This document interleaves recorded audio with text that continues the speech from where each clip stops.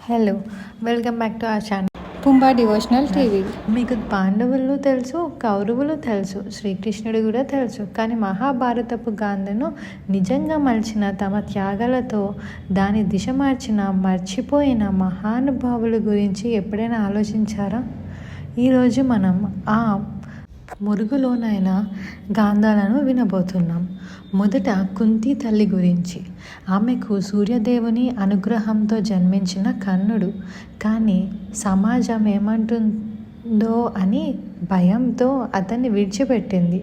తర్వాత అదే కర్ణుడు దుర్యోధను పక్షాన నిలబడి యుద్ధంలో ప్రధాన యోధుడయ్యాడు. కుంతి తల్లి చేసిన ఆ త్యాగం మహాభారతపు దిశనే మార్చేసింది. ఇక గాంధారి. ఆమె భర్త ధృతరాష్ట్రుడు ఆంధ్రుడు కాబట్టి జీవితాంతం తన కళ్ళకు గంతలు కట్టుకొని అంధురాలిగా జీవించింది.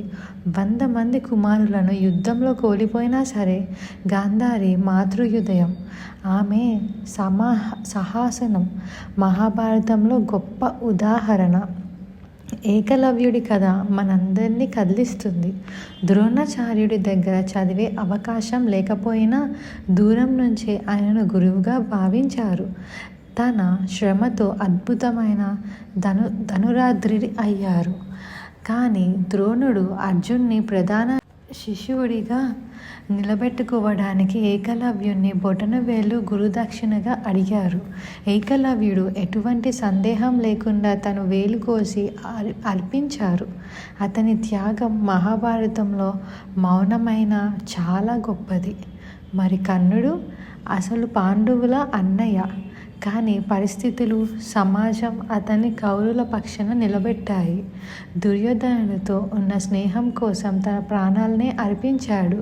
కర్ణుడు మహాభారతంలో అత్యంత విషాదకరమైన కానీ అద్భుతమైన వీరుడు.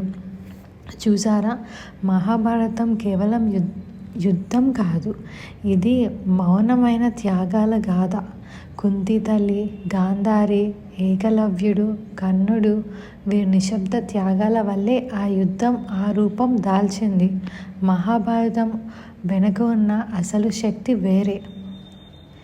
ఇలాంటి మరిన్ని ఆసక్తికరమైన విషయాల కోసం మన ఛానల్ని అయితే సబ్స్క్రైబ్ చేసుకోండి. ఇప్పటి వరకు మీరు వీడియో చూస్తూ మీకు నచ్చినట్టుంటే ఒక లైక్ చేయండి. ఆయన మీ ఫ్రెండ్స్ అండ్ ఫ్యామిలీకి అయితే షేర్ చేయండి. Thank you.